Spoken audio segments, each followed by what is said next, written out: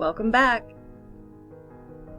This is Session 1, Success, the Elusive Beast.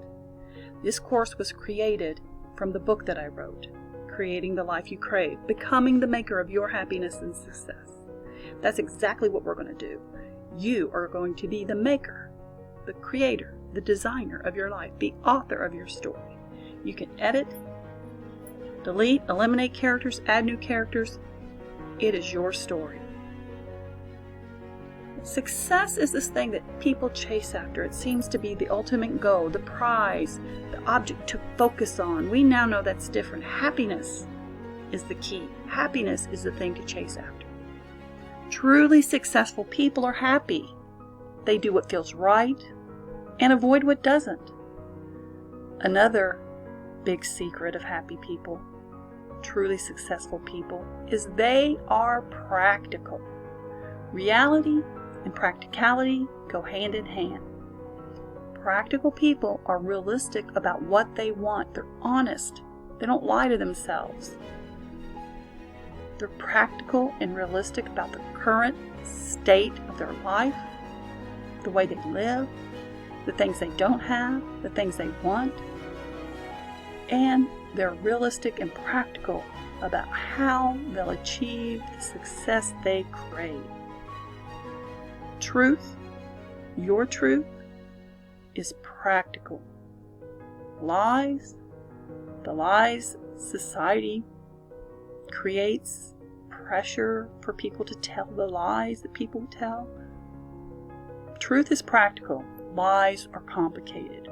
When we lie to ourselves and others about what we want for fear of failure, failing to do the thing we really want, we compromise our ability to succeed. Compromise is a tricky thing.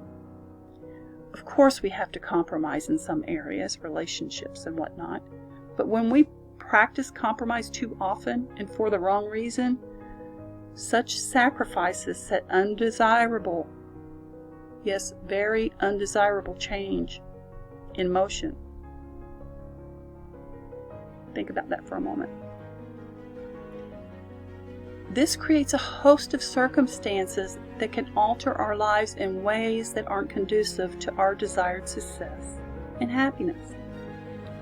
Those who manage to achieve authentic success are very careful not to compromise what's important to them, who they are, and what they've created. Anyone in your life concerned for your happiness, anyone who truly cares about you, will never ask you to give up such precious personal attributes. This thing that you want, think of it as your North Star. You are being driven to your North Star. Anything that does not contribute to this journey, help you get there, ignore it, eliminate it, don't do it. Everything that does contribute to your journey, support it, nurture it, help it, that's what you want to do. It's a simple, practical, realistic goal. Success is an elusive beast most all of us hope to conquer. It's thought to be an honorable goal. The lucky few who achieve it receive great admiration and respect, and it's no wonder we all want to work to achieve success. During childhood and throughout our adult lives, we read about and witnessed first-hand examples of such outstanding accomplishments. These are the wonderful things we're told to focus on and work hard to acquire. It is, after all, the path to a good life. That is, by societal standards. But this is what has led you and so many other people astray. This is what keeps you from fulfilling that nagging craving to live a different life, to have and be more. But there are many pitfalls and disappointments and avoidable compromise along the way. Our trusted advisors sometimes withhold such vital information. They do so as not to discourage our efforts and to keep us on the path to achieving success. It seems only natural to follow the advice of those before us, so we too can create such accolades for ourselves. If not, the feeling of failure can loom like a dark shadow. Well, the next logical move is to find and model such examples, and so we do so in hopes of enjoying the ultimate life experience, that thing we crave. The problem is this: when we model our lives after others, those who don't reflect our truth, it can go wrong, and in a way we can't ignore. You can't ignore it. You know it, you feel it, that's why you're here. We try, but we just can't shake it. This nagging feeling lingers as this warning. Something's off, wrong, or missing. All too often we fail not once, but over and over and over again as we try to achieve this thing called success. And the search for success continues. We covertly forge ahead, careful not to draw attention to our failed attempts. We appear as though we remain in pursuit of this thing called success, well beyond the point when we no longer believe.